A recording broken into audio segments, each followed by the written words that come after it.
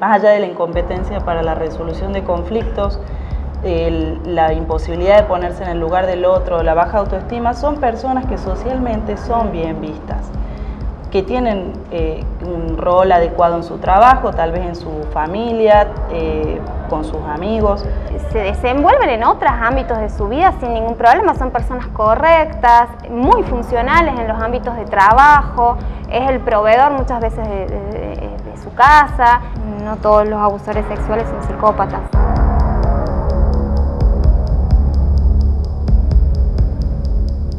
El Chacal de Quirós engendró 7 hijos con su tercera hija, a quien comenzó a violar cuando tenía 14 años. La pareja del sujeto abandonó el hogar cuando la chica, hija de ambos, quedó embarazada por segunda vez. La víctima denunció a su padre 20 años después del inicio de los ultrajes por sugerencia del personal del Hospital San Juan Bautista, a donde había asistido para tratar a uno de sus hijos que padecía una enfermedad terminal. El Chacal negó las acusaciones durante el juicio y aseguró que era su hija la que lo había provocado y dominado durante 2 décadas. 2 de las hermanas de la víctima declararon a favor de su padre. El Chacal de Quirós fue condenado a 16 años de prisión el 18 de marzo de 2014. El monstruo de Santa María violó y amenazó a sus 2 hijas.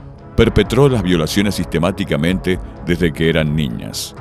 Ellas recién pudieron reunir coraje para denunciarlo cuando fueron mayores de edad, 20 años después. Comenzó a ultrajar a una de sus hijas desde que tenía 7 años. La amenazaba con matar a su madre si revelaba las aberraciones. A partir de los 14 años, la víctima quedó embarazada de su padre en 7 oportunidades. Su progenitor y victimario la obligó a abortar en todas. El monstruo santamariano llevó adelante el último de los abortos con sus propias manos.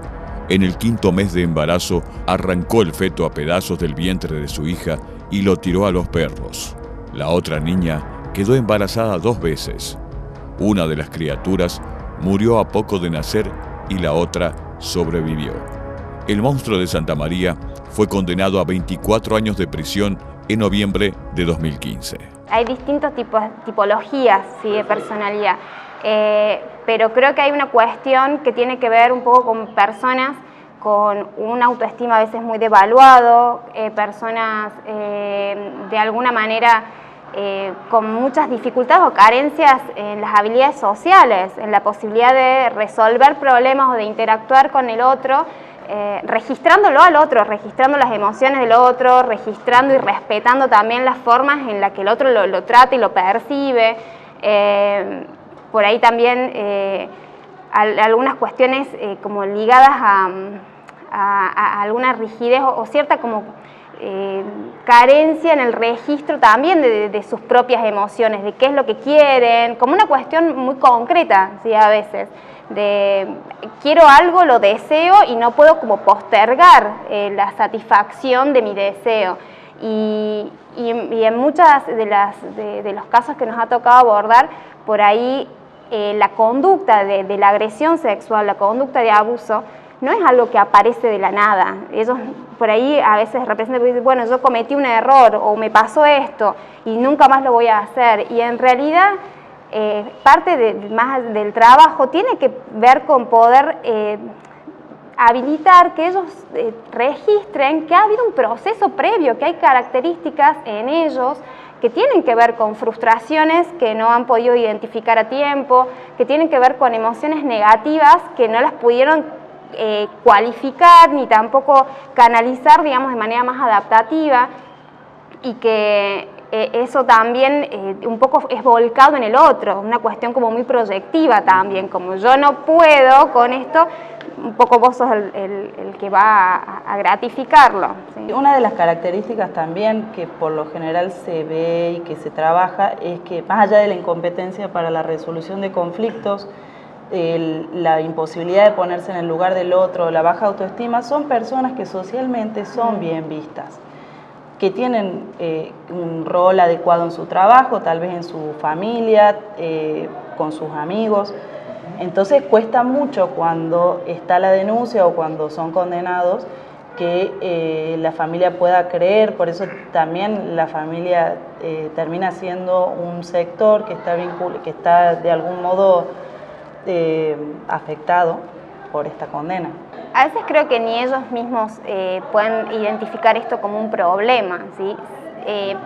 En general son personas que, como decía recién Carolina, se desenvuelven en otros ámbitos de su vida sin ningún problema, son personas correctas, muy funcionales en los ámbitos de trabajo, es el proveedor muchas veces de su casa, es el buen vecino, es como solidario, tiene esta cuestión de disposición en el otro, en la ayuda del otro, porque necesitan la aceptación desde ese lugar, como decíamos recién. A veces la autoestima está muy asociado a esto, nosotros lo vemos mucho en el penal, que son personas que a la globalidad del tratamiento responden perfectamente, ellos siempre son internos ejemplares, pero la mayor dificultad recae en lo emocional, en el manejo vincular, en el vincular más de la intimidad, no ese superficial que podemos llegar a tener nosotros. Son personas agradables, más bien dóciles incluso, más sumisos, ¿sí? muy digamos, fáciles de manejar, si se quiere. No apuntamos con el programa a un cambio por ahí de estructura, que es una cuestión de estructura de personalidad, es algo como más difícil, sino que la idea es a través del programa brindar herramientas para que ellos puedan reconocer cuáles son las fallas o las cuestiones, las distorsiones que los llevaron a cometer los hechos por los que están.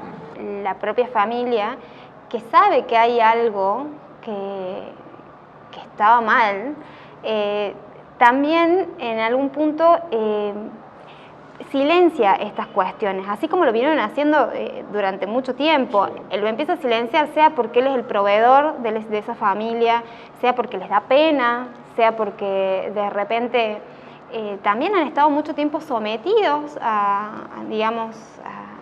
esta familia tan patriarcal muchas veces, donde él es el que direcciona y lo sigue haciendo en algún punto aunque no esté presente. Como primera característica que nosotras podemos ver y que se repite tanto en entrevistas individuales como en el abordaje grupal, es este desconocimiento de hasta dónde lo que yo estoy haciendo implica un delito, ¿sí? Implica una agresión sexual, implica un atropello a la voluntad del otro, sea una víctima menor de edad o, bueno, la edad que tenga. La mayoría responde a elecciones victimológicas intrafamiliares, ¿sí? La gran mayoría, la elección de la víctima está dentro de la familia. Se debe en general por ahí a cuestiones culturales, sí, muchas veces a que estas cuestiones están naturalizadas, estos intercambios están naturalizados incluso dentro de la familia. En general no están con todos los miembros de la familia, hay en la selección de alguna persona, de algún miembro de la familia específicamente. Muchas veces es la hija, muchas veces es la sobrina, incluso dentro de las mismas familias, entre hermanos, intercambios de sus propios hijos, ¿sí? Y una cuestión como que está muy silenciada, muy naturalizada, que hasta como de una carencia de culturización importante en el sentido del registro de la persona, específicamente de la mujer, como un otro y como el trato como un objeto. Incluso en el discurso ellos lo nominan así, la mía, ¿sí? Esto de ella era la mía, ¿sí? Y él no tenía que meterse con la mía, ¿sí? Y la mía es la hija, ¿sí? Entonces empezar a registrar, por ahí trabajar en eso, de que puedan registrar que es una persona que además en la modalidad de abuso, como a veces no está mediada por violencia física, o sea, pues no necesariamente los golpean, les pegan, les cuesta reconocer que ellas no daban su consentimiento, por ejemplo. Y esto es algo muy característico de esa tipología, sobre todas las cosas de usar la confusión, la manipulación, como un proceso más silencioso por ahí, no hay, digamos, no hay golpes, no está mediado por golpes, pero sí por engaños, por silencios, por un trato que empieza a ser confuso hasta que posteriormente concretan, digamos, el abuso sexual propiamente dicho. El adulto es consciente que esto está mal, el adulto sí es consciente de que está mal lo que están haciendo. Pasa que muchas veces está distorsionado, hay muchas distorsiones desde lo cognitivo, hay un procesamiento erróneo o distorsionado adrede, como un mecanismo defensivo a veces, en esto de que como no se resiste, como no le dijo a nadie, como no llora, como no me pega, no necesariamente no le gusta, o si se ha hecho de manera recurrente, no necesariamente, digamos, no se está resistiendo, ¿sí? Entonces, muchas veces esas reacciones son las que habilitan a continuar con los actos. Es mucho más fácil poder reconocer cuando el acto es un acto violento. El sometimiento se da desde la fuerza física, desde la coerción física, ¿sí? Pero sí tienen conciencia de que hay algo que está mal, porque por algo no lo digas a nadie, por algo someten al silenciamiento también. La brutalidad coloca al borde de lo inverosímil los dos casos que seleccionamos como disparadores en este segundo informe sobre la violencia sexual de 7,5. Jueces y fiscales, en los procesos al Chacal de Quirós y al Monstruo de Santa María, enfatizaron los elementos más horrendos, más tenebrosos, más aberrantes. La escalofriante historia del Chacal de Quirós se dio de manera casual, en ocasión que su hija, y víctima de los abusos, había viajado hacia la capital debido a un grave problema de salud de uno de sus hijos. Durante esos días de internación, la mujer fue asistida por psicólogos a quien se animó a confesar la dura historia de abusos sexuales sufridas desde la adolescencia. Esto motivó que la Fiscalía de Recreo tomara conocimiento en el hecho y posteriormente ordenara la detención del sujeto. La génesis de esta investigación se dio de manera fortuita. Cabe preguntarse qué habría ocurrido si es que la mujer no habría sido aconsejada por los profesionales para radicar la denuncia. Quizás habría continuado expuesta a estas situaciones de abuso y habría seguido en silencio durante todos estos años. Al momento de fundamentar la condena en contra del Monstruo de Santa María, el tribunal destacó la crueldad con la que actuó y las alteraciones psíquicas y emocionales muy graves que provocó en sus hijas. Otro detalle macabro que surge en esta causa es que el Monstruo de Santa María se ganó la confianza de un agente sanitario quien le facilitaba medicamentos abortivos y antibióticos para poder consumar su plan. Este sujeto, este agente sanitario, tiempo después sería pareja de la hija mayor del Monstruo de Santa María. Indefectiblemente, las condenas judiciales por casos tan tremendos resultan insuficientes para hablar de justicia. El daño infligido a las víctimas es tan grande que nada alcanza a compensarlo. Pero ahí están los fallos. El sistema ha cumplido. Este informe se llama Las Fieras. El padre violador de Quirós era el Chacal. El de Santa María, el Monstruo. Tomamos distancias. Son fieras, chacales, monstruos. No son humanos, son ajenos a la especie, son intrusos. Bastará con extirparlos, con desterrarlos para estar a salvo. Sin embargo, no son ni fieras, ni chacales, ni monstruos, sino seres humanos. Y podrán ser extirpados, expulsados, erradicados, pero los elementos de los que salieron, los elementos que los engendraron, siguen funcionando. La apuesta del 7,5 no pasa tanto por brindar respuesta. Se trata más bien de plantear interrogantes. En este caso, ¿qué estructuras, qué mecanismos, qué elementos de la sociedad dan lugar a la aparición de lo que denominamos, adjetivamos como monstruoso?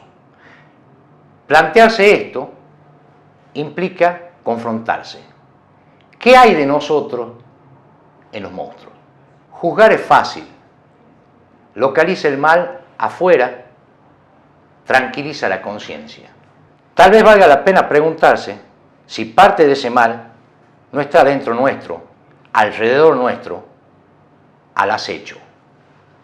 Hay algo siempre que ellos no pueden poner en palabras, que no lo pueden significar. Hay algo de lo emocional, hay algo de su historia de vida, hay algo, sobre todo al momento de configurar su identidad, en lo sexual, sin duda, que no está resuelto. Hay algo que quedó latente y que esta es una manera de manifestarlo.